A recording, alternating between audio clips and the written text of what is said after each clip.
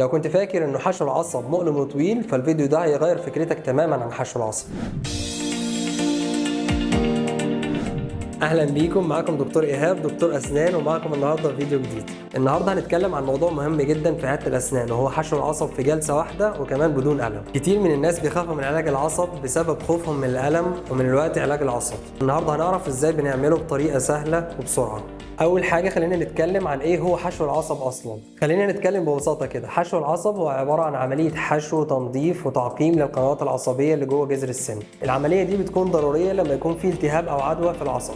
زمان العملية دي كانت بتاخد وقت ومجهود وأكتر من جلسة من الدكتور ومن المريض، لكن دلوقتي بفضل التقنيات الحديثة والأجهزة الجديدة بنقدر نعملها في جلسة واحدة وبدون ألم. طب إزاي يا دكتور بنعمل ده؟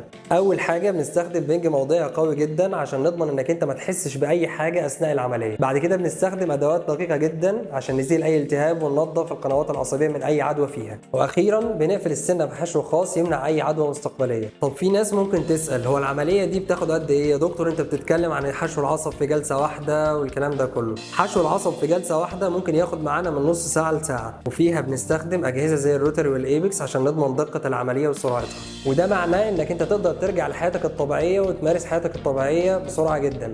في النهاية عايز أقول لكم إن حشو العصب بقى ممكن في جلسة واحدة بفضل الأجهزة والتقنيات الحديثة. لو عندكم أي استفسارات أو عايزين تحجزوا ميعاد ما تترددوش تتواصلوا معانا. شكرا ليكم على المتابعة.